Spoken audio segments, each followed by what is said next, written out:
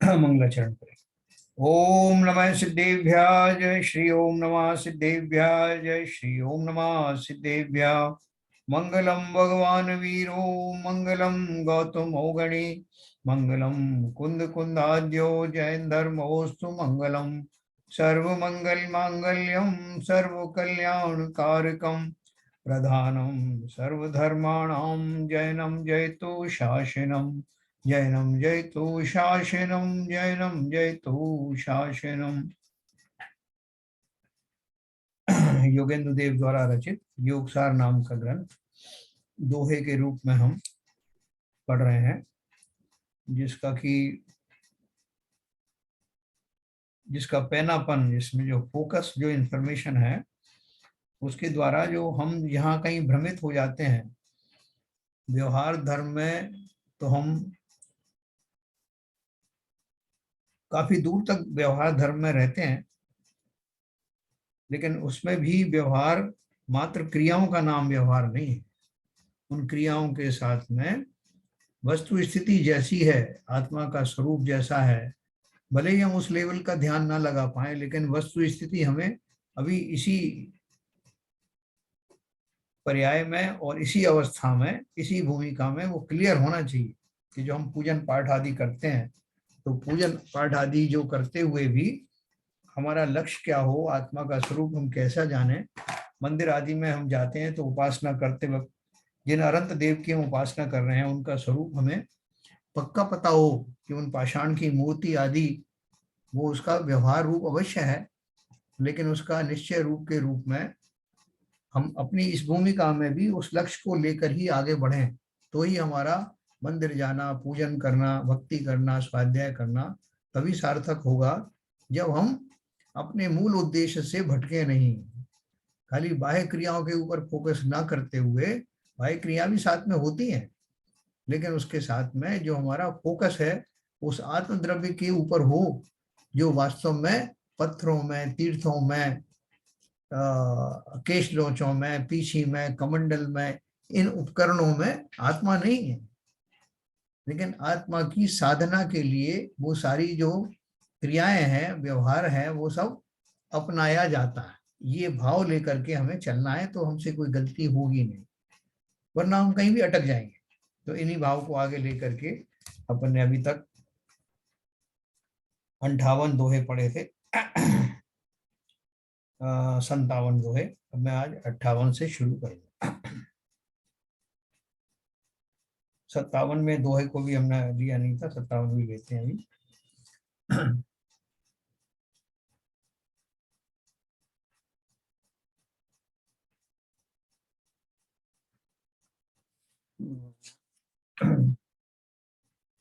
बल्कि और पीछे चलना पड़ेगा। हाँ, 53 से चल शुरू करेंगे हम लोग।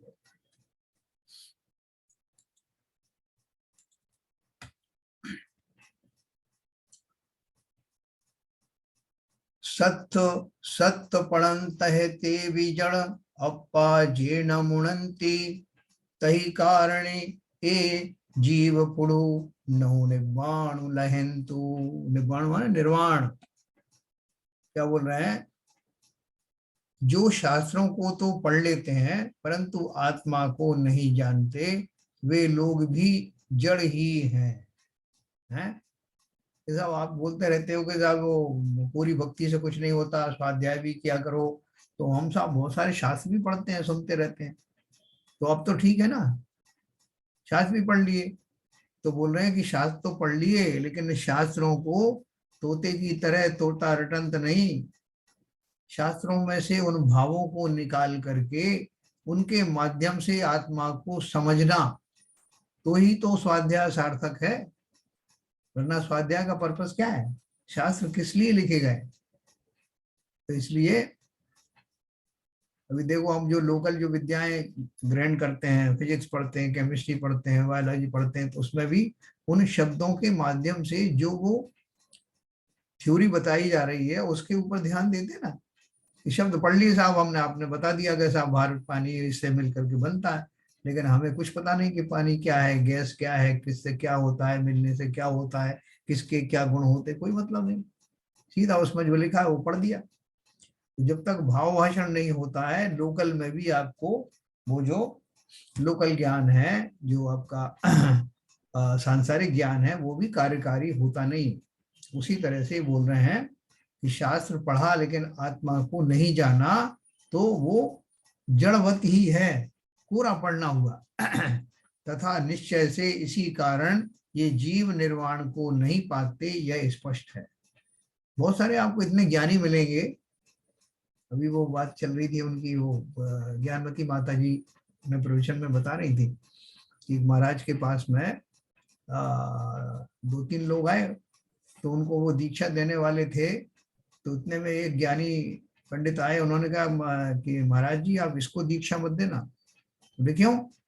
बोले साहब ये अनपढ़ है बिल्कुल, इसको कुछ नहीं पता कि क्या होता है क्या नहीं होता, ये पढ़ नहीं सकता बिल्कुल।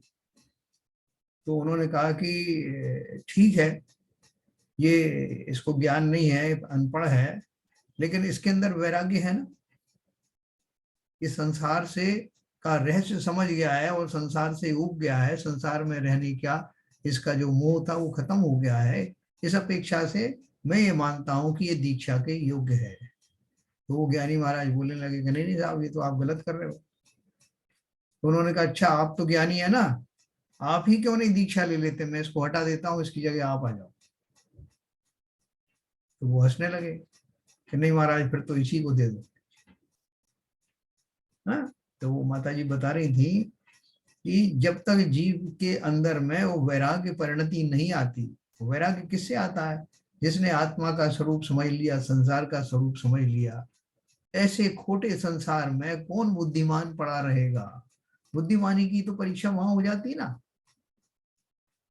जैसे हमारे तो जो शिव कोटि मुनि और वो शिवभूति मुनि थे ना, शिवभूति मुनि जो अनपढ़ थे, उनको निरक्षर थे, जिन्होंने दाल और छिलका अलग अलग की जो है वो बात जान करके और आत्मा अलग है शरीर अलग, इस थ्योरी को दृढ़ता के साथ स्वीकार किया और फलता है मुक्ति को प्राप्त हुए। तो उसी प्रकार से जब तक हम पूरा जो है ज्ञान समेट करके और चाहें कि मैं संसार से निवृत्त हो जाऊं, निर्वाण हो जाऊं, तो 3 काल में भी हो नहीं सकते। इसके लिए आत्मा को समझना, आत्मा समझने के लिए जो है वो, क्योंकि हम सब इस पर्याय में बहुत सारा ज्ञान है हमारे पास है, अक्षर ज्ञान भी है, तो हम उसके माध्यम से ये मानने लगे हैं कि बस वो पढ़ा लिखी लिखा पढ़ी ही जो है पर्याप्त है। अंदर में अगर वो वैराग्य नहीं भी है, भगवान के बारे में, अरहंत के बारे में ज्ञान नहीं भी है, तब भी मेरा काम हो जाएगा। तो उन्होंने, आचार्य जी ने उसको नकारा है। बोल रहे हैं कि जो जीव ऐसा मानते हैं, शास्त्र पढ़ तो लिए लेकिन आत्मा को जो नहीं मानते जानते, वो निश्चय से इसी कारण से ये जीव निर्वाण को नहीं पाते। हम कितने जन्मों में बहुत बहुत ज्ञानी रहे, बहुत प्रकांड पंडित रहे। रावण के बारे में बोला जाता ना, वो प्रकांड पंडित था साहब, उसके उस मुकाबले का कोई पंडित नहीं था उस समय। लेकिन कहाँ गया वो? उसका वो ज्ञान उसके काम क्यों नहीं आया? कितने लोगों को पढ़ाता था, कोई उससे राजनीति सीख रहा है, कोई उससे और दूसरी चीजें सीख रहा है, धर्म का भी उसे बहुत ज्ञान था, शांतिनाथ भगवान का परम भक्त था। लेकिन उनकी भक्ति से उसने क्या आराधना की? उनकी भक्ति पूर्वक बहुरूपणी विद्याएं आदि सिद्ध की। अगर वही उतनी ही तन्मयता के साथ आत्मरूपी विद्या को की चाहत होती, तो वो कब का निर्वाण को प्राप्त हो गया होता। तो इसलिए उन्होंने ये लाइन लिखी है, जो शास्त्र को तो पढ़ लेते हैं परंतु आत्मा को नहीं जानते, वे लोग भी जड़ ही हैं, तथा निश्चय से इसी कारण ये जीव निर्वाण को नहीं पाते, यह स्पष्ट। अगला 2 है, मणु इंदि भी छोड़े यही, भू पुच्छ यही न कोई, राय पसरू निवारी यही, सहज उपजई सोई। है ना? यदि पंडित मन और इंद्रियों से छुटकारा पा जाए तो उसे किसी से कुछ पूछने की जरूरत नहीं। यदि राग का प्रवाह रुक जाए तो वह आत्मभाव सहज ही उत्पन्न हो जाता है ना? पहली बात तो ने क्या लिखा? जो पंडित, यदि पंडित, पंडित का क्यों उदाहरण दिया? यदि पंडित मन और इंद्रियों से छुटकारा पा जाए तो उसे किसी से कुछ पूछने की जरूरत नहीं है। देखो इस लाइन का अर्थ क्या है। पंडित का अर्थ है ज्ञानी। तो पंडित और जिसने बहुत कुछ जो शास्त्र आदि पढ़ रखे हों, शास्त्रीय ज्ञान तो बहुत है, लेकिन वैराग्य या चारित्र धारण हुआ नहीं, राग द्वेष में फंसा हुआ है, तो इसलिए वो बोल रहे हैं, इसलिए उसको बहुत सारी शंकाएं बनी रहती हैं इतने शास्त्र पढ़ने के बाद भी। क्योंकि वैराग्य से जिसका हृदय ओतप्रोत नहीं हुआ है उसको बहुत सारी शंकाएं उत्पन्न होती रहती हैं और बहुत सारे उसमें वो फंसा रहता है। नित्य नई चीजें जानने की इच्छा तो होती है, लेकिन उसका वो उनमें रमण करके उनका जो विषय का जो भाव है उसको ग्रहण नहीं कर पाता और राग द्वेष में लगा रहने के कारण निरंतर शंकाशील बना रहता है। ऐसा जो पढ़ने आदि का जैसे ज्ञान है, फिर बोल रहे हैं उनका उसका ज्ञान में ज्ञान तो है, लेकिन अब एक उसके साथ में एक चीज और हो जाए, यदि राग का प्रवाह रुक जाए तो वह आत्मभाव सहज ही उत्पन्न हो जाता है। जैसे हमारे वो थे ना इंद्रभूति, जो गौतम गणधर बने, बहुत ज्ञानी थे। उस समय उनसे ज्यादा ज्ञानी कोई था नहीं, जो गणधर बनने की योग्यता थी वो उनमें ही थी, लेकिन मान कषाय बहुत प्रबल थी, उनको अपने आगे किसी को मानते नहीं थे, समझते नहीं थे। तो अगर ऐसा जो ज्ञान है, इतनी ज्यादा जो उनके अंदर जो विद्या थी शास्त्र आदि की, उसमें अगर थोड़ा सा राग कम होकर के और मिथ्यात्व हट करके सम्यक प्रकट हो जाए तो सोने में सुहागा हो जाता है। और वही उस इंद्र ने किया। वो ब्राह्मण का वेश धारण करके उन्होंने खूब प्रशंसा करी उनकी इंद्रभूति जी की, और फिर उनसे क्या कहा कि महाराज आप जैसा ज्ञानी कोई है नहीं, मुझे एक श्लोक जो है मेरे गुरु ने सुनाया और उसका अर्थ समझाने से पहले ही वो मौन धारण करके बैठ गए। अब आप ही हैं जो इसको समझा सकते हैं। बोले बताओ ऐसा कौन सा श्लोक है जो जिसका अर्थ तुम्हें समझने की आवश्यकता पड़ी और वो गुरु जी ने मौन धारण कर लिया। तो उन्होंने जो श्लोक बोला उसको सुन करके इंद्रभूति जी के होश उड़ गए। अब उनको मान कषाय भी इतनी थी कि वो कह नहीं सकते थे कि मुझे तो इसका अर्थ नहीं आता। उसके बजाय उन्होंने कहा कौन है तुम्हारा गुरु बताओ, मैं उन्हीं के सामने जा करके और ये बताऊंगा अर्थ, जिससे वो भी सुन लें। तो यही तो वो चाहता था इंद्र। उसने कहा माँ गुरु जी जरूर पधारिए आप, मैं आपको लेने ही आया हूँ, गुरु जी के पास ही ले आऊंगा। और उसकी बात की कहानी अपन सबको पता है ना, कि वो भगवान महावीर स्वामी के समोशरण का मानस्तम देख करके ही उनका मान गलित हो गया, और वो उनकी शास्त्र विद्या के साथ साथ गलित मान वाले वो विनम्र मुनि के रूप में उन्होंने दीक्षा धारण की। प्रसिद्ध कहानी है ना। तो देखो हम लोगों के साथ भी एक पार्ट है। इंद्रभूति जितने हम या ज्ञानी और विद्वान तो नहीं है, लेकिन फिर भी और बहुत सारे जीवों के मुकाबले में तो हमारा ज्ञान काफी है ना। सैनी पंचेंद्री जीव में हम मनुष्य हैं और उच्च कोल में जन्म लिया है।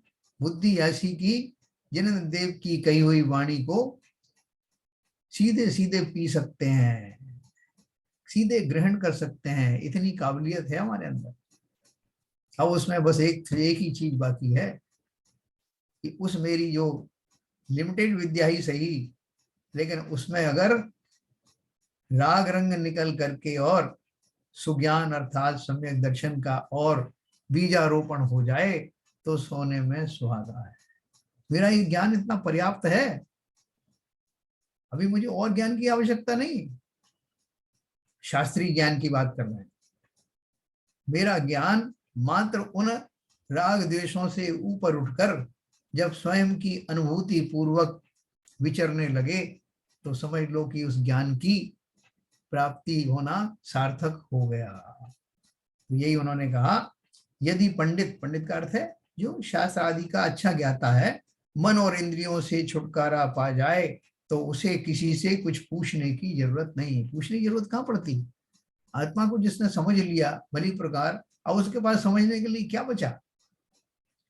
यदि राग का प्रवाह रुक जाए, राग का प्रवाह जैसे अपन कल बात कर रहे थे ना, निरंतर राग चलता रहता है, राग से फिर राग की उत्पत्ति होती है, फिर राग की उत्पत्ति होती है, यहाँ तक कि जब मैं अणुव्रत आदि भी धारण कर लेता हूं तब भी जिनेन्द्र देव से राग और दूसरे लोगों जीव चीजों से राग, जिनेन्द्र की प्रतिमा से राग, वो भी चालू हो जाता है। लेकिन मुझे तो उन भूमिकाओं से भी ऊपर जाना है ना। राग कैसा भी हो, किंचित मात्र भी राग ना हो, वही वास्तव में पंडित है, वही वास्तव में विद्वान है, वही वास्तव में ज्ञानी है, और वही मोक्ष का अधिकारी है ना। तो बोले यदि राग का प्रवाह रुक जाए तो वह आत्मभाव सहज ही उत्पन्न हो जाता है। मैंने अपन कल एक बात बताई थी आपको कि जैसे मेरे ऊपर में कोई आवरण लगा हुआ हो, तो आपसे अपन हमसे कोई पूछे कि भैया आपका जो सहज रूप दिखाई नहीं दे रहा है, बोले अभी रुको 1 मिनट, जो ऊपर लगा हुआ है उसको धोते ही स्वभाव प्रकट हो जाता। उसी तरह से वो बोल रहे हैं आत्मभाव सहज ही उत्पन्न हो जाता है। जब विभाव भाव चले जाते हैं, राग आदि चले जाते हैं, तो आत्मभाव प्रकट हुए बिना रहता नहीं।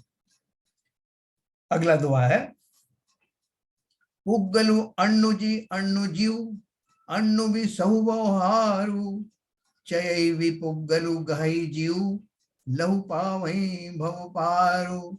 क्या बोल रहे हैं?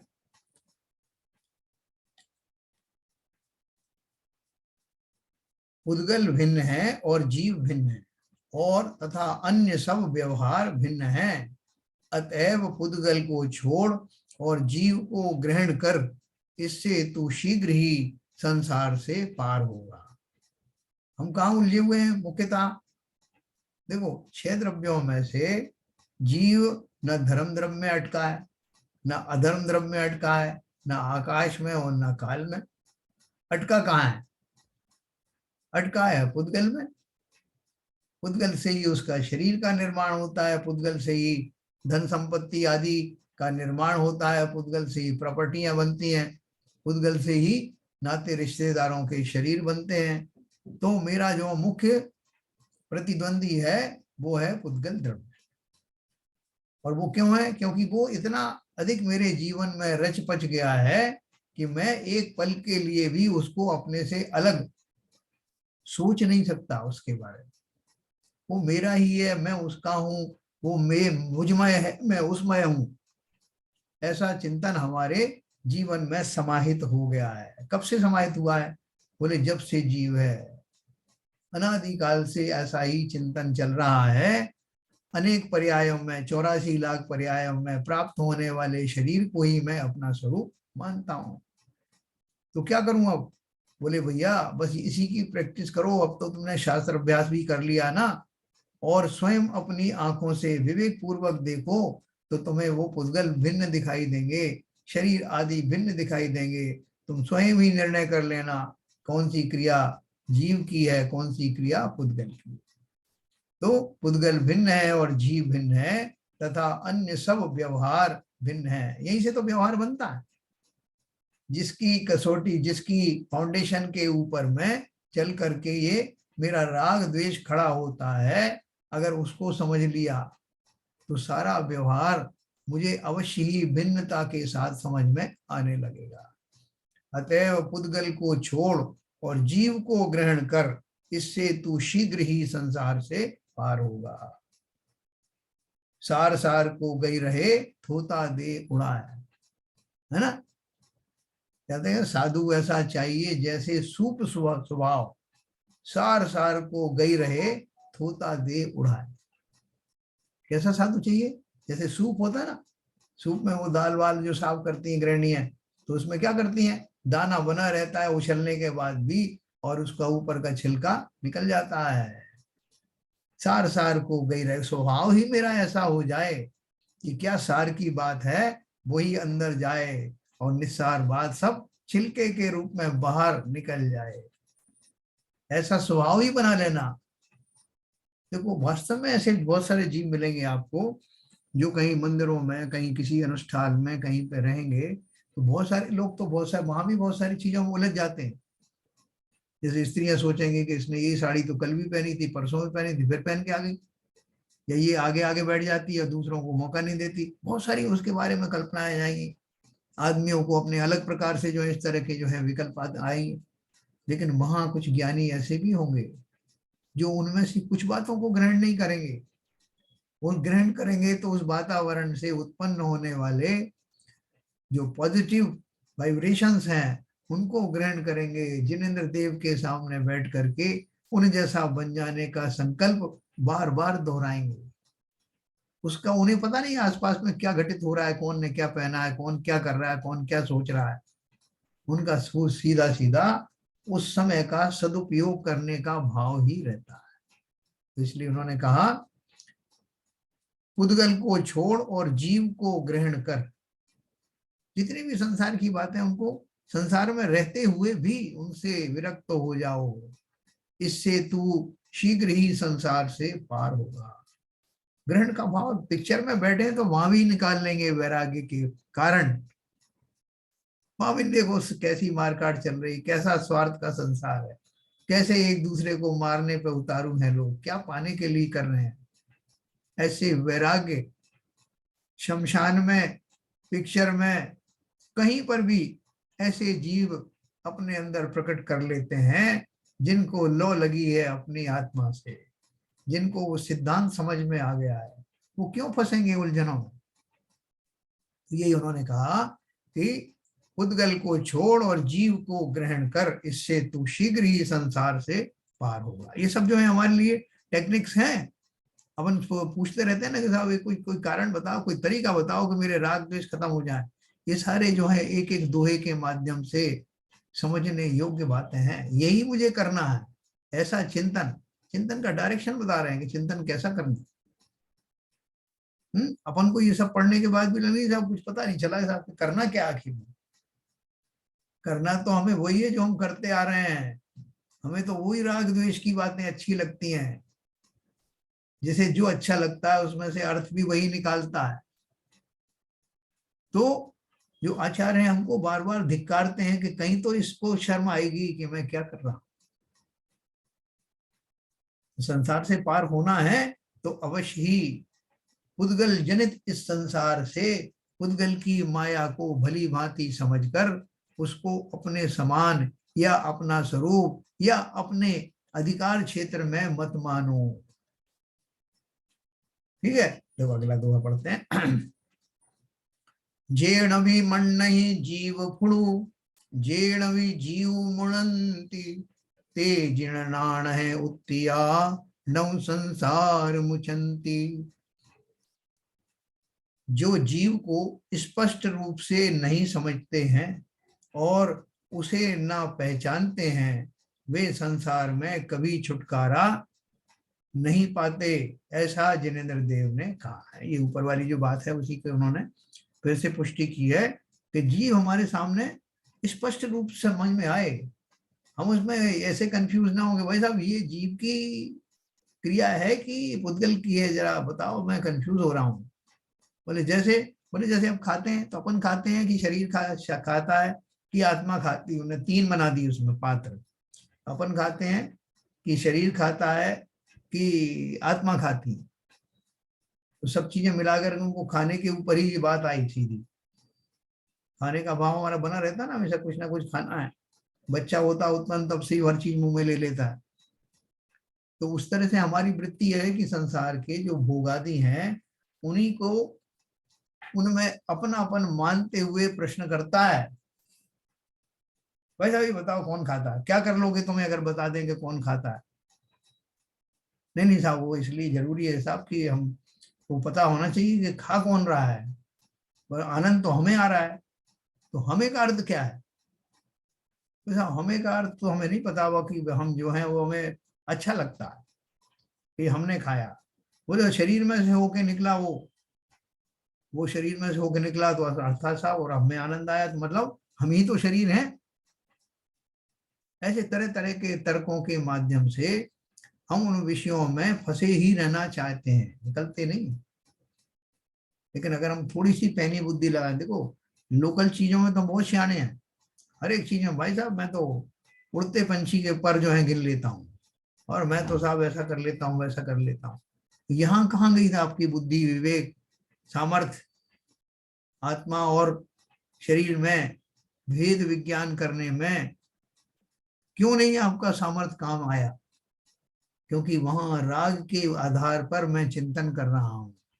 जरा सा ये कहते हैं कि साहब शरीर भी अपना ही है, बस फिर क्या है? हम इसी चाह में रहते हैं, हम वही सुनना चाहते हैं जो हमें पसंद है। लेकिन जब अगर हमें मालूम पड़ जाए कि वास्तव में ये शरीर आदि सब मेरे नहीं है, ये भोजन आदि सामग्री उस शरीर में से होके गुजरती है, तीनों इंडिपेंडेंट हैं, आत्मा इंडिपेंडेंट, शरीर इंडिपेंडेंट है, भोजन के कण भी भले ही वो पुद्गल जाति के ही हैं, तब भी वो अलग परमाणु हैं, और वो परमाणु स्नो कर्म रूपी शरीर के परम के में से होकर के गुजरते हैं, तो किसी ज्ञान का विषय बनते हैं। और वो ज्ञान किसका होता है? किसी ज्ञानी का ही विषय तो हो सकता है कि ज्ञानी में ही ज्ञान है, और वो ज्ञानी बाई चांस मैं ही होता हूं। तो संसार की जितनी क्रियाएं हैं वो मेरी प्रेजेंस में होती हैं। ज्ञानी मैं हूं, ज्ञानी मात्र आत्मा ही है, इसलिए उसकी प्रेजेंस में होने से ये मत मान लेना कि वो उसी की है। जैसे अपन दर्पण का बार बार उदाहरण देते हैं ना, कि दर्पण के समक्ष बहुत सारी चीजें जो है वो प्रतिबिंबित होती हैं, लेकिन दर्पण को कभी इस बात का अभिमान नहीं होता कि ये सब मेरे हैं, देखो ये सब मेरे, मैं इनको दिखा रहा हूं। सहज सबकी अपनी प्रक्रिया चलती है, दर्पण अपना स्वरूप में है, बाकी के गे अपने स्वरूप में है। तो ये चिंतन जो है हमारा, आचार्य कहते हैं जो जीव को स्पष्ट रूप से ना समझते हैं और जो उसे ना पहचानते हैं, वे संसार में कभी छुटकारा नहीं पाते। ऐसा जिनेंद्र देव कहते हैं। अभी देखो दो तीन दोहे और बड़े स्पेशल हैं। रयण दीऊ दिणयर दहियु दुद्धु घीवम पहाड़ू सुन्नऊ रू फलऊ अग्नि नव दिठंत्रता जानू। देखो इसका अर्थ क्या है, बहुत ऊंचा किस्म का अर्थ है इसका। रत्न, सूर्य, रत्न, दीप, सूर्य, दही, दूध, घी, पाषाण, सोना, चांदी, स्फटिक मणि और अग्नि, ये जीव के 9 दृष्टांत जानने चाहिए। कभी आपने सुना है ऐसा कि जीव के ये 9 दृष्टांत किस तरह से हैं? लेकिन आप थोड़ा सा दिमाग लगाओगे तो ये किसी न किसी रूप में इनकी चर्चा शास्त्रों में अवश्य हुई। पहला अपन शुरू करते हैं, जैसे रत्न है। रत्न अपन बोलते हैं ये आत्मा रूपी रत्न, संयम रूपी रत्न, रत्नत्रय, ये सब किसके लिए बात करते हैं अपन? आत्मा से संबंधित है ना, जीव से संबंधित है। कहते अरे आपने ये मनुष्य रूपी देह में बैठे आत्मदेव को नहीं पहचाना, तो मानो कि आपने इस पर्याय को ऐसे ही नाश कर दिया जैसे कि किसी ने जहाज पर बैठे कौए को भगाने के लिए रत्न जो है खींच के उसके ऊपर मारा और वो रत्न जो है समुद्र में डूब जाए। ऐसे ही ये पर्याय जिसमें आत्मदेव की आराधना की जा सकती थी, आपने यूं ही गंवा दी। ये रत्न का उदाहरण दिया, और भी बहुत सारे उदाहरण आत्मा के संबंध में रत्न से दिया जाता है, रत्नत्रय वगैरह सब है। दीप तो आप जानते ही हो, मोह दीप मोहांधकार विनाशनाय दीपम निर्वामिति स्वाहा। तो अंधकार को भगाने के लिए दीपक का हम जो है आश्रय लेते हैं। तो वहां दीपक क्या, मुंह अंधकार को हटाने वाला अर्थात आत्मद्रव्य को प्रकट करने वाला ऐसा वो दीप मेरे जीवन में मोह रूपी अंधकार को हटाने के कार्य करता है। इसलिए वो दीप की उपमा जहां कहीं दी है वो दी जाती है। और भी वो दी जाती है कि साहब जो सम्यक दर्शन और ज्ञान है वो एक साथ प्रकट होता है। और वो कैसे प्रकट होता है कि जैसे दीपक का प्रज्वलन करने से जो प्रकाश भी होता है, आतप भी होता है, दीपक भी बना रहता है। इस तरह से उदाहरण दीपक के बारे में दिए जाते हैं। सूर्य के बारे में अपन जानते हैं कि जैसे सूर्य की जो प्रखर रश्मियां हैं वो बादल के कारण आच्छादित तो अवश्य रहती हैं, लेकिन जब वो बादल छट जाते हैं तो उसके पीछे पूरे आताप के साथ पूर्ण प्रताप के साथ में जो बना हुआ रहता है, ऐसा सूर्य रूपी केवल ज्ञान प्रकट होता है। जब मेरे मुंह के बादल छट जाते हैं तो सूर्य रूपी केवल ज्ञान प्राप्त प्रकट होता है। ऐसे सूर्य का उदाहरण अपन देते हैं कई बार, दही दूध घी, दूध का उदाहरण अपन देते ना, कि जैसे दूध और पानी मिला हुआ रहता है लेकिन हंस उसको अलग अलग कर लेता है, उसी प्रकार से कर्म और जीव के साथ में ऐसा संबंध होने के बावजूद भी जीव उसको अलग अलग कर लेता है वेद विज्ञान के द्वारा। ऐसे दूध का उदाहरण देते हैं, फिर अपन घी और इसका भी देते हैं ना, दही का और घी का, कि उसी दूध में से घी निकलता है, पूरा प्रोसेस होता है, दूध से दही बनता है, दही से घी बनता है, लेकिन घी उसमें उपस्थित था इसीलिए तो निकला। उसी तरह से मेरी इस पर्याय में से वो आत्मरूपी द्रव्य चूंकि मौजूद है उसमें, इसलिए वही निकल करके आता है बराबर प्रोसेस करने के बाद, है ना। ऐसे हम सोना चांदी के लिए भी बोलते हैं, पाषाण के लिए बोलते हैं। पाषाण कौन सा? पाषाण को कई तरह से हम प्रयोग में लाते हैं कि ये पत्थर की नाव है, इस पत्थर की नाव पर अर्थात कुदेव कुगुरु कुशास्त्र आदि को पत्थर की नाव कहा, इस अपेक्षा से कहा वो नाव डूब जाने वाली है। दूसरा उदाहरण दिया जाता है कि खान में उपस्थित रहने वाला पाषाण, जिसमें सोने चांदी आदि के कण पाए जाते हैं, उनमें से जब वो उनका शोधन होता है तब वो स्वर्ण जो कण के रूप में मौजूद था, अब शुद्ध होने के बाद स्वर्ण शुद्ध 100% शुद्ध स्वर्ण के रूप में सामने आता है। उसी प्रकार से अनादिकाल से मिथ्यात्व आदि दशाओं से, राग द्वेष आदि दशाओं से अशुद्ध होने वाली ये आत्मा एक बार शुद्ध हो जाती है तो फिर अशुद्ध होती नहीं, है ना। ये ऐसे बहुत सारे उदाहरण आपने पढ़े होंगे। स्फटिक मणि का उदाहरण आपको मालूम ही है कि स्फटिक मणि की तरह, जैसे कि स्फटिक मणि में कोई दोष नहीं होता, निर्मल होती है, ट्रांसपेरेंट होती है, खाली उसके आगे पीछे जिस तरह का कोई कपड़ा लगा दो, कोई रंग वाला जो है कोई पर्दा खींच दो तो वैसा दिखने लगती है, लेकिन हटा दो तो फिर वापस अपने स्वरूप में आ जाती है। उसी प्रकार रागादि से ढका हुआ यह जीव वर्तमान में उस परम देव के रूप में प्रकट नहीं होता, दिखाई नहीं देता, अनुभव में नहीं आता, लेकिन जैसे ही वो राग द्वेष आदि के जो है वो समूह हट जाते हैं, वो अपनी स्वाभाविक दशा में हमें दिखाई देने लगता है। ऐसा स्फटिक मणि की हमें बहुत बारी उदाहरण दिए बहुत तरीके। फिर ये अग्नि के बारे में अपन जानते हैं कि जिस तरह कर्मों के समूहों को भस्म करने के लिए अग्नि किसको भस्म करती है? ईंधन को भस्म करती है। उसी प्रकार से ध्यान रूपी अग्नि में तप करके वो सारे कर्म, अनादिकाल के संजोए हुए कर्म एक क्षण मात्र में निर्जरित हो जाते हैं, जलकर खाक हो जाते हैं। ऐसे अग्नि की हमने उपमा दी, ध्यान अग्नि के बारे में दिया। ऐसे किसी न किसी और भी बहुत सारे उपमाएं दी जा सकती है, मैंने आपको बहुत शॉर्ट में बताया। इस तरह से ये 9 दृष्टांत जीव के बारे में इनके माध्यम से दिए जाते हैं। अगला दुआ है, देहादिउजो परुमुणै जेहौ सुन्नु अयासु सो लहु पावई बंभु परु केवलु करई पयासु। देखो कितना बढ़िया उदाहरण दिया उन्होंने। जो शून्य आकाश की तरह देह आदि को, जो शून्य आकाश की तरह देह आदि को पर समझता है, वह शीघ्र ही पर ब्रह्म को प्राप्त कर लेता है और वह केवल प्रकाश करता है। केवल प्रकाश माने केवल्य। जो शून्य आकाश की तरह देह आदि को पर समझता है, जैसे आकाश है, वो कैसा है? आकाश है मेरे लिए तो उसका क्या उपाधि, मतलब शून्य है, उसमें और कुछ चीज है ही नहीं। स्पेस में क्या है? स्पेस तो शून्य ही है ना, उसमें जीवों की अवगाहना रहती है, वो बात अलग है, लेकिन स्वयं आकाश तो उन सबसे शून्य ही है। उसमें वो किसी और द्रव्य से मिलके बना नहीं है।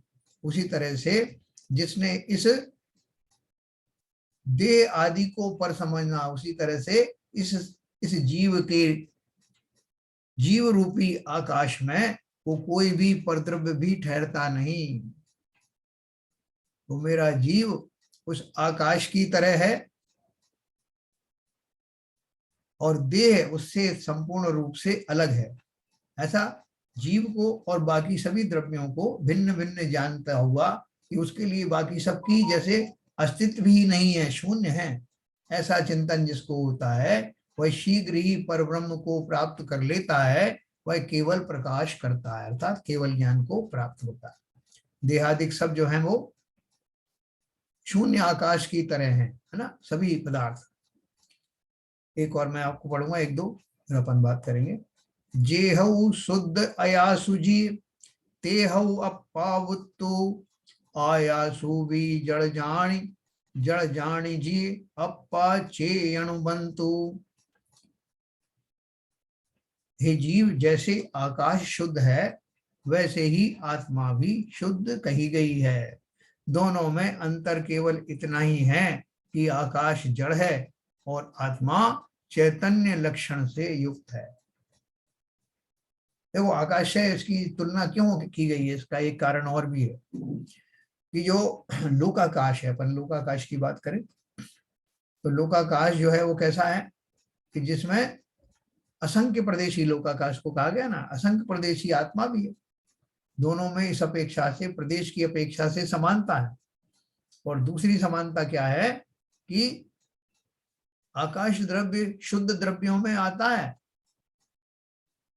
जो हमारे चार द्रव्य हैं वो कैसे हैं, वो शुद्ध द्रव्यों में आते हैं, निर्मल द्रव्यों में आते हैं, क्योंकि वो अशुद्ध कभी होते नहीं।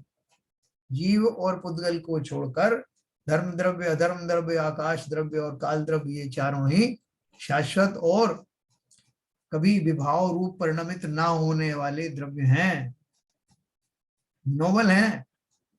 तो इसलिए अगर हम आत्मा से उसकी तुलना करें तो इस अपेक्षा से दोनों एक ही हैं। मैं भी वैसा ही शुद्ध हूं, पर से न लगा हूं किंचित भी, फिर भी अनुकूल लगे उन पर, करता अभिमान निरंतरी। अभिमान करो तो अपनी स्वच्छता पर करो, अपनी व्यापकता पर करो कि मैं किसी से लगा हुआ नहीं हूं, किसी से जुड़ा हुआ नहीं हूं, पर से न लगा हूं किंचित भी। तो यहाँ उन्होंने ये कहा कि मैं आत्मा में और आकाश में एक और समानता है कि वो भी किसी से लगा हुआ नहीं है, किसी से जुड़ा हुआ नहीं है, कभी विभाव भाव में जाता नहीं है, पूर्णतः शुद्ध बना रहता है। मैं भी शुद्ध ही हूं। अगर देखा जाए स्वभाव की दृष्टि से तो मैं कहाँ शुद्ध हुआ, विभावों में अवश्य चला जाता हूं और उसके कारण ही कहा जाता है कि मैं अशुद्ध हो गया। लेकिन मैं अशुद्ध कभी होता नहीं। जैसे कोई ब्राह्मण है, वो म्लेच्छों के समूह में चला जाए, म्लेच्छों के बीच में काफी समय तक रह भी ले, तब भी वो ब्राह्मण ही है, प्रोवाइडेड कि वो उसको अपने ब्राह्मणत्व का ज्ञान बना रहे। उसी तरह से आत्मा को जब तक अपने स्वभाव का ज्ञान नहीं है तभी तक वो अपने आप को अशुद्ध मानता है और उस अपेक्षा से अशुद्ध है भी। लेकिन जिस क्षण वो जागृत हो जाए, उसे अपने स्वरूप का ज्ञान हो जाए, तो वो तो जिनेंद्र देव है, वही मटेरियल है। तो इसलिए आकाश से उसकी तुलना की। दोनों में अंतर केवल इतना है कि आकाश जड़ है और आत्मा चैतन्य लक्षण से युक्त है। देखो अपनी वैल्यू समझना। एक आध दुआ में और पढ़ूंगा। नासिक अभ्यंतर है जे जो वही अशरीरु, बाहुण जम्मण संभवई पिवैन जननी स्त्रीरु। जो नासिका पर दृष्टि रखकर अभ्यंतर में अशरीर को यानी आत्मा को देखते हैं, वे इस लज्जाजनक जन्म को फिर से धारण नहीं करते और वे माता के दूध का पान नहीं करते। बोले ये क्या बोलते हैं आचार्य ने, माता के दूध के लिए तो लोग तरसते हैं। तो लोग बोलते हैं, उदाहरण देते हैं कि अपनी माँ का दूध पिया हो तो आ कर ले मुकाबला, और बड़े बड़े लेख लिखते हैं कि साहब माता का जो दूध है वो अमृत समान है। वो आप कैसी बातें कर रहे हो, ये आपने ये सब तुलनाएं कर दी और आपने बोलिए जन्म को भी लज्जाजनक बोल रहे हो। इसके पीछे का क्या रहस्य है? हम उन व्यवहारों की बात नहीं कर रहे हैं, यहाँ बात जो है ऊपर की हो रही है, उच्च कोटि की बात हो रही है। ये जन्म मरण करने वाला, वो जो बार बार जल्दी जल्दी जन्म मरण करने वाला, सबसे ज्यादा जन्म मरण करने वाले जीव को सबसे क्षुद्र जीव कहा जाता है। अरे साहब वो तो नारकी हो गया, या नारकी नहीं है, निगोदिया हो गया है। क्यों हो गया निगोदिया? और आप उसको क्यों गाली दे रहे हो? बोले अरे साहब उसका कोई जीवन है क्या? बार बार जन्म मरण लेता है, सांस के 18वें भाग में मर जाता है, उसका कोई जीवन है क्या? तो बोले कि वो बार बार जन्म ले रहे, कितने सारे जन्म मिल रहे हैं, आप ये नहीं सोचते? जितनी देर में आपका एक आध जन्म होता है वो अपना हजारों सैकड़ों जन्म ले लेता है। तो आपको नहीं चाहिए कितने ना? नहीं साहब हमें नहीं चाहिए। कि अभी तो बोल रहे थे साहब हम हमारा जन्म हो, और जन्म एक बार हो जाए तो मरण ना हो। तो अपन तो उसमें ही उलझे हुए ना। तो वो क्या बोल रहे हैं यहाँ पर, ये जन्म मरण जो है लज्जाजनक है। मतलब हम जब तक जो है वो खोटे विचारों वाले हैं, ओछे विचारों वाले हैं, उन्हीं को तो ही जन्म मरण होते हैं। जब तक जिनके ज्यादा जन्म मरण होते वो और ज्यादा खोटे वाले होते हैं, तो मेरे भी होते हैं। तो ये लज्जा का विषय है। क्यों लज्जा का विषय है? कि तुम मटेरियल हो, जिनेंद्र देव बनने वाले। तुम तो वो बनने वाले हो जिनको कि जन्म मरण का सर्वथा नाश हो जाता है, और इसकी तुम कामना भी करते हो, पूजन आदि भी करते हो। वहां भी यही सब कह के आते हो जन्म जरा मृत्यु विनाशना है। लेकिन घर आते ही कल्पना करते हो भक्ति के रूप में भी ऐसा प्रतिफलित हो कि मैं देव बनूं, फिर देव बनूं, बार बार देव बनूं, बनता ही रहूं। तो साहब आपकी वो आयु समाप्त हो जाएगी देव की, फिर क्या करोगे? फिर से दोबारा साहब मैं चाहता हूँ दो देव ही बनता रहूं, उसी की श्रृंखला चलती रहे, बस बाकी और क्या चाहिए। तो बोलते हैं कि अगर तुम जन्म को मरण को अच्छा समझते हो तो संसार ही तुम्हारे लिए यथा योग्य स्थान है, यही वो सिलसिला रहता है।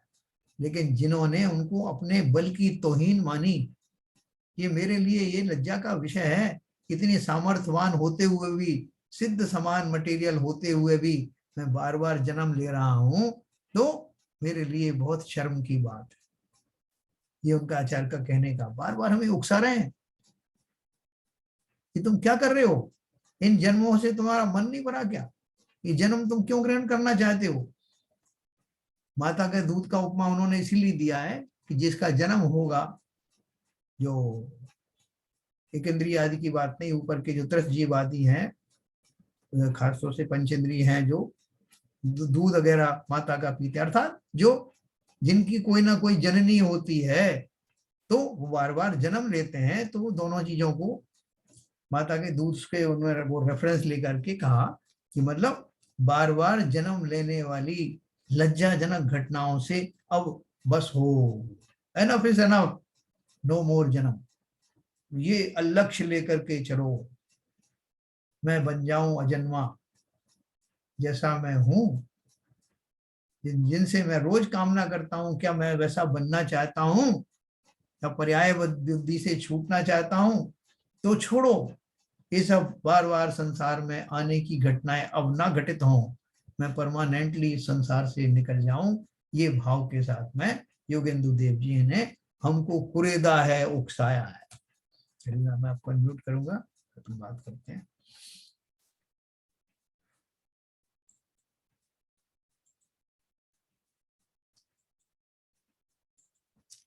हाँ सर।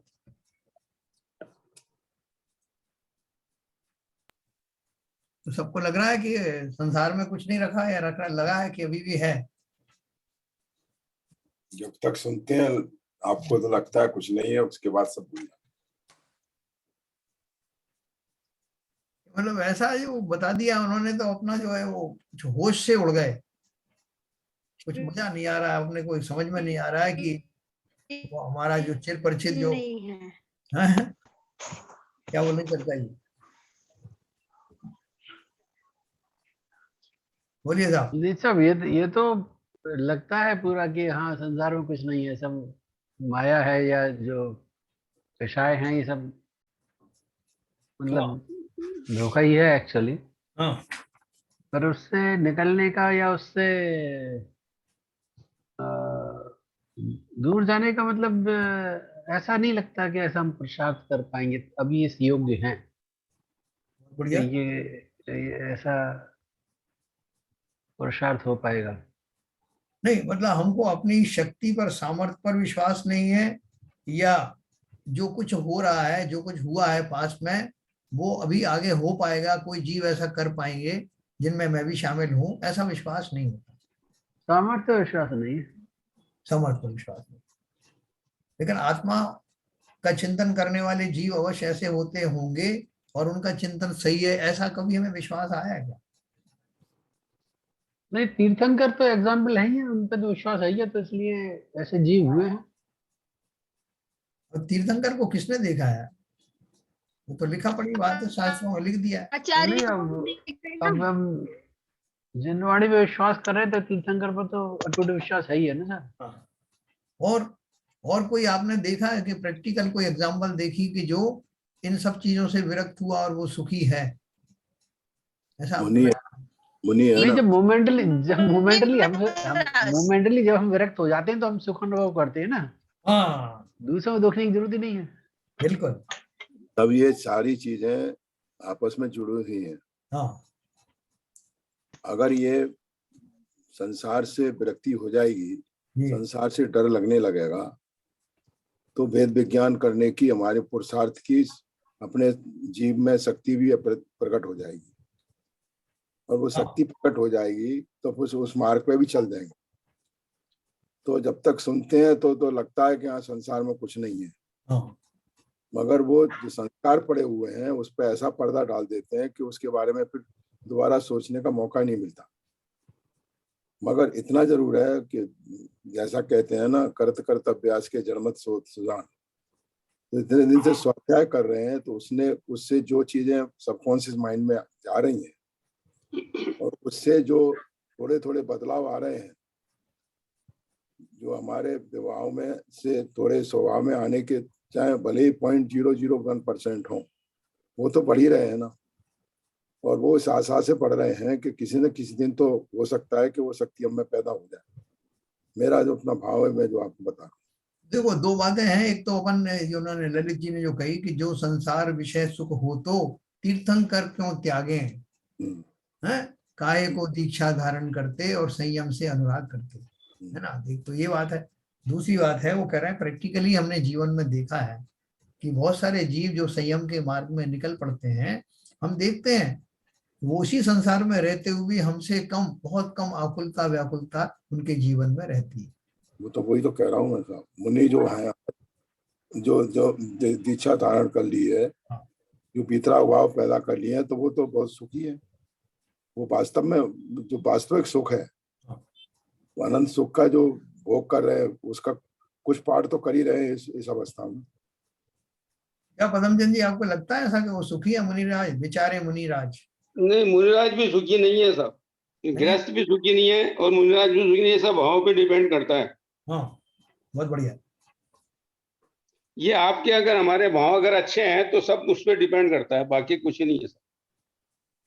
ठीक बात है। आपका मतलब ये है कि मुनि बन भी गए लेकिन मुनिवत अगर चिंतन हाँ नहीं हुआ, हाँ, नहीं हुआ तो कोई मतलब नहीं। है ना, वो आपने भी हाँ, यही ये कहा, बिल्कुल सही। इन्होंने भी कहा शिवजन साहब ने कि मुनि तो कैसे मुनि जिनके भाव, जिन्हें भावलिंगी मुनि कहते हैं, जिनके भाव वास्तव में संसार से छूटने के हैं, और तब ऐसे स्वरूप के धारी मुनिराज हम गारंटी से कह सकते हैं कि वो अवश्य ही सुखी हैं। बिल्कुल। लेकिन अगर खाली बाह्य आचरण बन धारण कर लेने मात्र से और रागों में कोई कमी ना आने वाले, वो तो और ज्यादा आकुल व्याकुल होते हैं। उनको तो ऊपर से वो दिखावा भी करना है कि मैं फला फला हूँ, साधु हूँ, है ना। तो एक तो पूरी ईमानदारी के साथ में जो हमारे भाव हैं उस योग्य भूमिका को धारण करना। अगर मुनि बनने के योग्य सामर्थ्य हमारी नहीं है, उतना वैराग्य नहीं आया है, तो श्रावक की व्रत भी कम नहीं है। वो धारण करो ना, अपनी भूमिका के अनुसार में चयन करो, लेकिन करो पूरी ईमानदारी के साथ। क्या शैलन जी, अपन क्या ईमानदारी लाए जीवन में?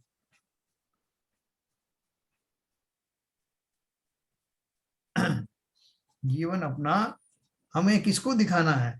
बोले साहब ईमानदार तो मैं बहुत हूँ, मैं बहुत स्वीकार करता हूँ कि मैं बहुत रागी हूँ, मैं बहुत द्वेषी हूँ, और मुझे एक दो तरह की स्वीकारोक्ति हो सकती है। एक तो कहेगा मुझे ये अच्छे लगते हैं, दूसरा कहेगा साहब अच्छे तो नहीं लगते लेकिन मेरी चारित्रिक दुर्बलताओं के कारण इन्हें छोड़ नहीं पा रहा हूँ, इसका बहुत अफसोस है।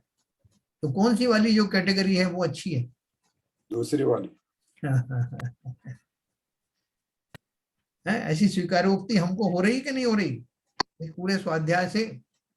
होती है सर। छोड़ नहीं पा रहा हूँ, ये बात सही है, ये मेरी दुर्बलताएं हैं, लेकिन छोड़ना अवश्य चाहता हूँ। इसलिए नहीं कि मैंने शास्त्रों में पढ़ा है, बल्कि इसलिए कि शास्त्रों के पढ़ने के माध्यम से मेरे चिंतन में ये बात आने लग गई है ना। हरभजन साहब चिंतन में लगे हो क्या? बस चिंतन में तो आती है, हाँ लेकिन हिम्मत नहीं होती है उस मार्ग में चलने की। हाँ हाँ आप असल स्वीकार्योक्ति वहां पे है। मैं स्वीकार, जैसे आप थ्योरेटिकली कह रहे हैं ना, पुस्तकें पढ़ने से, ग्रंथ पढ़ने से, यस, अच्छा लगता है अगर वो उस मुद्रा को धारण कर सके हम, हाँ लेकिन फिर भी उस डायरेक्शन में चलने की हिम्मत नहीं होती। आसान नहीं है इतना। वैराग्य को धारण करना, वैराग्य उत्पन्न होना एक अलग चीज है। तो वो तो क्षणिक होता है, वैराग्य के क्षण आए और हमने जैसे बाकी जैसे और बाकी जो केवली हुए हैं, ये हुए, तो उन्होंने वैराग्य क्या है, एक क्षण आया और तो तुरंत कर लिया, उन्होंने सब त्याग कर दिया। हाँ लेकिन हम नहीं कर पाए। हम भाई जाने कितने क्षण आए, कितने निकल गए। हाँ। तो वो देखो, अगर हमने अपन बोलते हैं वैराग्य भी सहज में ही प्रकट होता है, वो लाया नहीं जाता। ऐसा मैं ये किसका किताब को इसलिए लेके बैठा हूँ कि फलानी किताब से तो वैराग्य आया नहीं है, मैं दूसरी वाली पढ़ रहा हूँ, इससे वैराग्य आ जाएगा। वैराग्य किसी भी पुस्तक से आ सकता है, पुस्तक तो एक निमित्त है, कुछ भी पढ़ते घटनाएं, हुए कितनी जिंदगी में घटनाएं घटती हैं। किसी भी घटना मात्र से जीव को वैराग्य हो सकता है, प्रोवाइडेड कि मैं बिल्कुल ढीठपना छोड़ करके, नहीं साहब कैसे भी आए मुझे तो कुछ वैराग्य आने ही नहीं देना है, ऐसा नहीं। स्वाध्याय वगैरह भी मैं करता हूँ, शास्त्राभ्यास करता हूँ, पूजन आदि भी करता हूँ, तो खुले रूप से करता हूँ। सहज में ही वो घटना घटित होगी, इस पर तो एक विश्वास रखना। दूसरी बात, जो शास्त्र आदि में पढ़ता हूँ, धार्मिक जो वो करता हूँ, अनुष्ठान आदि करता हूँ, उनके माध्यम से उतनी देर के लिए तो अवश्य ही मेरे कषाय जो है कमजोर पड़ते हैं। नहीं, उतनी देर नहीं, उसके आसपास भी बहुत देर तक ऐसी बात नहीं, असर रहता है। तो उसका वो व्यर्थ नहीं जाता। व्यर्थ नहीं है वो, हाँ, बिल्कुल सही है आप। अपन ये नहीं सोचे, जैसे इसमें तो बहुत ऊंची बात इसलिए कही गई है, आचार्य ने हमको इसलिए उकसाया है कि पोथी पढ़ पढ़ जगमुआ, क्या है, पढ़ाना पोथी हुआ न पढ़ पढ़ पंडित जमुआ, को। हाँ, हुआ न पंडित, हुआ ना ढाई पंडित, अक्षर प्रेम का, हाँ पढ़े सो ऐसे पंडित। पंडित हो। तो वो सब और लोगों ने भी इस तरह के दूसरे जो दर्शन है और बाकी दर्शनों में धर्म ऐसी बात नहीं। ऐसी बातें कही है, लेकिन उसका अर्थ क्या है? उसका अर्थ ये नहीं कि मैं पोथी पढ़ना बंद ही कर दूं, है ना। उसका अर्थ ये है कि देखो, आप इतना सब कुछ परिश्रम कर रहे हो, लेकिन उसका वो लाभ भी तो मिलना चाहिए ना। तो वो लाभ प्राप्त होने के लिए उस रुचि पूर्वक, जिज्ञासा पूर्वक, भाव भाषण पूर्वक उन ग्रंथों का अध्ययन करना। अब जब हम पढ़ ही रहे हैं, हमको पढ़ना अच्छा लगता है, स्वाध्याय करना अच्छा लगता है, तो वो व्यर्थ नहीं जाएगा, ये तो पक्की बात है। लेकिन मैं उन क्षणों को, जैसे हरभजन साहब कह रहे हैं, काफी देर तक उसका असर बना रहता है। थोड़ा पहले से ललक होती है, स्वाध्याय शुरू होने वाला है, बिल्कुल। थोड़े बाद तक जाकर के हमको रहता है हम स्वाध्याय से आए, तुरंत हम संसार में उतनी गहराई से घुसते नहीं, ये आप देखना जा करके। तो ये जो बीच का जो पीरियड है, उस पीरियड में हमारे कषाय अवश्य ही मंद होते हैं, और उन मंद कषाय के फलस्वरूप पुण्य का बंध भी होता है। उसके फलस्वरूप हमारे नए नए संस्कारों का निर्माण होता है। इसलिए ये हमारे सारे उपक्रम बेकार नहीं जाते, लेकिन साथ में अगर हम और दृढ़ता के साथ संकल्प पूर्वक उसमें से क्रीम निकालें, चिंतन में से भावमय होकर के संसार में प्रयोग करें कि वास्तव में जो सुना है वैसा ही है। इस संसार में कौन अमर होके आया है? राजा राणा छत्रपति, करो उनका चिंतन 12 भावनाओं का, तो क्या ऐसा ही नहीं दिखाई देता संसार? कौन कल था, कौन आज है, किसका बेटा, किसकी बेटी, कौन सब पहले वाले कहाँ चले गए? मैं ही कितने जो है बच्चों को छोड़ के आया, कितने मेरे माँ बाप को छोड़ के आया। ऐसा चिंतन हम नहीं कर सकते क्या? प्रत्यक्ष में दिखाई देता है। तो एकांत के क्षणों में जो कुछ हमने पढ़ा है उसका अभ्यास करना, घटनाओं के मार्फत से करना। एक आदमी की मृत्यु हो गई तो हम लिख देते हैं साहब को RIP, क्या लिख देते हैं वो, है ओम शांति, ओम ओम शांति लिख के पीछे छुड़ा लेते हैं। भाई साहब तुम तो चले गए, हम तो बने हैं ना अभी। हमको ये नहीं पता कि हमारे लिए भी लोग बैठे हुए हैं ओम शांति लिखने की तैयारी में। हमें शांत रहने दो। लेकिन कोशिश अवश्य उस डायरेक्शन में चलती रहनी चाहिए। बस और हमें एक बढ़िया शास्त्रों को पढ़ने का, उन पर मंथन करने का, एक विचार करने का प्लेटफॉर्म मिला है, उसका उपयोग अवश्य होना चाहिए। बस देखो, जो आपने देखा होगा जैनी लोग जहाँ जाते हैं वो पहले मंदिर की तलाश करते हैं। भाई साहब इधर मंदिर है क्या आसपास? वो क्यों ढूंढ रहे हैं? वो सब मैं उसके पास ही जो है मकान लेना चाहता हूँ। जैनियों की ये गहरी रुचि होती है। बहुत अच्छी है, बिल्कुल सही कह रहे हैं। इवन वो जो है कुछ भी नहीं जानता हो शास्त्रों के बारे में, जिनेंद्र देव के बारे में भी बहुत कम जानता हो, तब भी उसकी कोशिश यही रहती है। और दर्शन का मतलब देव दर्शन ही है। देव दर्शन ही। इसका आप सारांश निकालना, वो कौन जीव है जो जैन बने? वो रुचिवान जीव हैं। अवश्य ही पूर्व में उन्होंने ऐसे संस्कारों का निर्माण किया कि उन्हें जिनेंद्र देव अच्छे लगते हैं। बिल्कुल सही कह रहे हैं आप। तो अब वो वहां रहने के बाद में, मतलब ये उस बात का सिग्नल है, प्रमाण है कि उन जीवों ने पूर्व में अवश्य ही जिन शासन में रुचि ली होगी। उसी तरह से हम जो कुछ कर रहे हैं उनमें उसके बहुत बहुआयामी रिजल्ट मिलते हैं उसके। जिस काल में पढ़ रहे हो उस काल में आपके मंद कषाय हो रहे हैं। ज्ञान प्राप्त हुआ तो उससे आपको वैराग्य की ओर भी आप अग्रसर हो रहे हो। जो घटनाएं आपके साथ घटित होती हैं उनमें होने वाला तीव्र जो संक्लेश है, वो संक्लेशित परिणामों में कमी आती है। पहले जितने दाढ़ मार मार के हम रोते थे प्रतिकूलताओं में, किसी के वियोग में, अब उसमें थोड़ी समझ आने लगी कि भैया जो आया है वो जाएगा भी।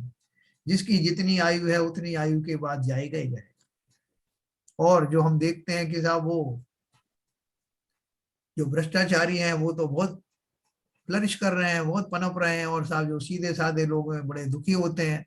हमें उसका रहस्य भी समझ में आने लगा है कि वास्तव में पीछे के पुण्य जो कमाया हुआ है उस कारण से वर्तमान दशा में उनका फल दिखाई नहीं देता।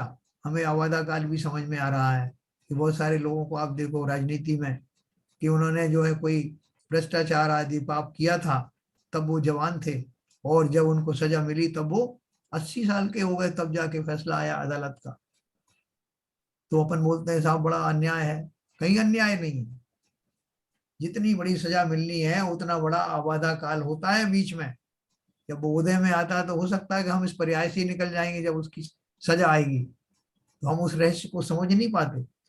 इसलिए अब इन शास्त्रों के परिप्रेक्ष्य में हमें वो सारे रहस्य समझ में आने लग गए। हम अपने मार्ग से डिगे नहीं, उदाहरणों को देख करके चकित ना हो कि इनके साथ तो कुछ हो ही नहीं रहा है, हम तो कहते हैं पाप का फल मिलता है। नहीं सर, अब ऐसा है कि ये अभ्यास करने से इतना हुआ है कि ये प्रतिकूलताएं मेरे को चलायमान नहीं करती हैं ज्यादा। बराबर, थोड़ी स्थिरता आती है उससे। क्या नीरजा जी आपको लगता है ऐसा कि सबका फल मिलता है, नहीं मिलता? जी जी। या वहां भी ऊपर कुछ चलता है ऐसा हिसाब किताब की सजा देना है, इसको नहीं देना? वहाँ तो कुछ भी नहीं चलता है। देखो अगर हमको इतनी भी समझ अगर आ रही है तो हमारा ये अध्ययन निरर्थक नहीं जा रहा है। निरर्थक तो बिल्कुल नहीं जा रहा है। बहुत अच्छा लगता है सुनने में। सुनने में तो अच्छा लगता है। कल आपने जो बताया था कि जब कोई आत्मा स्वभाव में आने लगती है तो प्रकृति भी ठहर जाती है। वो तो बात सुन के एकदम से ऐसा इतने भाव विभोर से लगता है कि कितना अच्छी बात है कि मैं प्रकृति भी खुश हो जाती कि कोई तो जना सुधरा। देखो आपने बहुत सही बात कही है।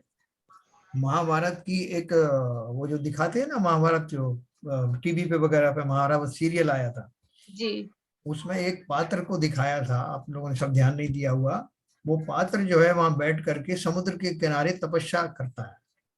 तो बोलते हैं उसकी तपस्या में जैसे ही स्थिरता आती है वो समुद्र का जल में उछालें आने लगती हैं, उद्विग्न हो जाता है समुद्र का जल। मतलब आसपास उसकी जो वाइब्रेशंस फैलते हैं उससे एक क्षण के लिए वो समुद्र में भी उसका प्रभाव पड़ता है। जी ऐसा दिखाया उन्होंने बैकग्राउंड में। जी और ये निश्चित है, जो किसी को जो केवल ज्ञान होता है वो मामूली घटना थोड़ी होती है। बहुत बड़ी बात है। हम जरा सी बात को नहीं छोड़ पा रहे हैं, सब कुछ समझ रहे हैं कि इन संसार में कुछ नहीं है, कुछ नहीं है, लेकिन फिर भी संसार को छोड़ने का कुछ हो ही नहीं पा रहा। नहीं, वो सहज में ही होगा, सहज में ही होगा। बहुत बड़ी घटना है वो। और वो जो अभी छोटी मोटी जो घटनाएं भी हमारे आसपास घटित हो रही है ना, जी वो भी कम नहीं होती। आप देखो, हमारे बहुत सारे आपने देखा होगा जो स्वाध्यायी व्यक्ति हैं या जो भक्ति भाव में ज्यादातर रहते हैं, उनका जो फेस का जो ओरा होता है वो बदलने लगता है। जी, सौम्यता आ जाती है मुंह पे, ये तो बात है। चेहरे पे शांति दिखने लगती है, सौम्यता आने लगती है। हाँ, तो ये सब जो मेरे अंदर भी थोड़ा और भी थोड़ा मैंने अभी पहले किसी को समझने का, किसी को समझाने का भाव आता था, अब वो भाव खत्म हो गया। मैं कोई भी झगड़ा हो रहा हो, कोई प्रॉब्लम हो रही हो, मैं एकदम शांत भाव से निरपेक्ष भाव से देखता रहता हूँ। घुसने की कोशिश भी नहीं कर रहा हूँ मैं अभी। बहुत बढ़िया। मेरे को ऐसा लगता भी नहीं, क्योंकि मेरे को मालूम है मेरे यदि जाने से भी कहीं कोई फर्क पड़ने वाला नहीं है, क्योंकि जो अपने अंदर समझ आई है वो सामने दोनों पार्टियों में नहीं है। तो उसमें जाने से और अपने को व्यथित कर लेंगे, इसलिए निश्चित भाव से देख के वहां से अलग हो जाओ अपने आप को। तो ये भाव पता नहीं अच्छा है बुरा है, मैं नहीं कह सकता, लेकिन अभी जो पहले कभी कभी समझाने का भाव आता था या देखने का भाव आता था कि भाई ऐसा हो रहा है, ऐसा बुरा बुरा हो रहा है, वो भी अभी चिंता करना छोड़ दिया है, क्योंकि वो होना है, वो होता रहेगा। हमको अपने को उसमें से निर्लिप्त भाव से रहना है, उसमें घुसना नहीं है।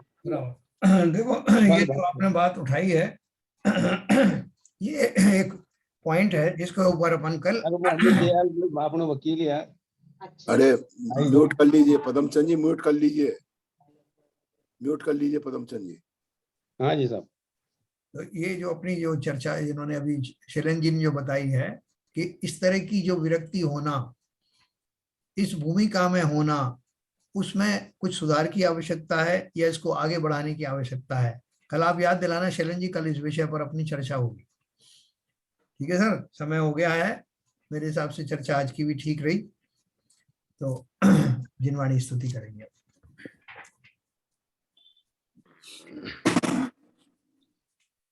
मिथ्यातम नाश वेको ज्ञान के प्रकाश वेको आप पर भास वेको भानु सी बखानी है। छहो द्रव्य जान वेको बंध वेदी भान वेको स्वपर पिछान वेको परम प्रमाणी है। अनुभव बताए वेको जीव के जताए वेको काहू न सताए वेको भव्य और आनी है। जहाँ तहाँ तार वेको पार के उतार वेको सुख विस्तार वेको यही जिनवाणी है। हे जिनवाणी भारती तो हे जपू दिन रैन, जो तेरी शरणा गए सो पावे सुख चैन। जिनवाणी के ज्ञान से सूझे लोकालोक, सो वाणी मस्तक धरो सदा देते हैं धोख, सदा देते हैं धोख। जिनवाणी माता की जय।